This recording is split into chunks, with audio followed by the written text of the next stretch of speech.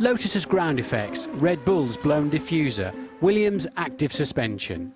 All of these engineering masterstrokes providing their teams with an individual advantage over their competitors.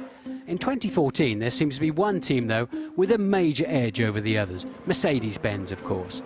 This week, a story broken by Mark Hughes of Motorsport magazine and Sky F1 has uncovered the truth behind their early dominance and shed light on a truly revolutionary piece of F1 science. So what is it? First we must understand how a turbo works. There are two main components to a turbo, a turbine and an air compressor. These are sat next to one another at the rear of the engine. Why the rear? Well, as the exhaust fumes leave the engine, they power the turbine, in turn powering the compressor.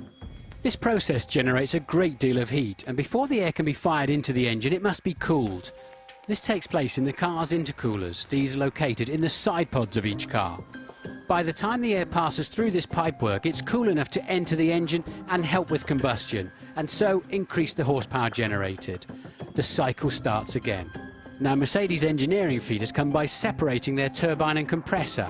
The turbine is still located near the exhaust, but they've moved the compressor, locating that at the front of the engine, connecting it up by running a shaft through its centre.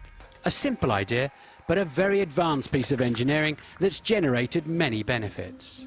Firstly, the compressor is now cooler, it not being next to the turbine and being nearer the air inlet above the driver's head. So there's less pipework needed for the intercoolers to do their work before the air gets fired into the engine.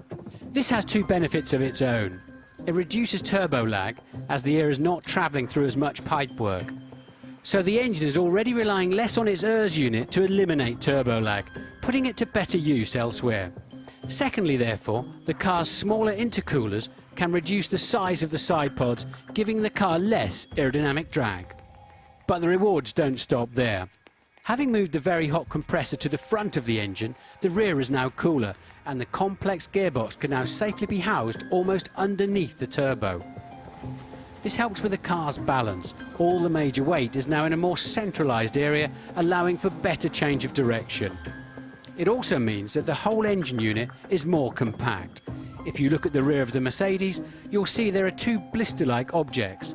These are there just to meet the regulations, and this image gives you an indication of just how much thinner the rear of the Mercedes is compared to its competitors. So, one simple idea has cascaded into many others, giving the Mercedes more power, less drag and a much faster car.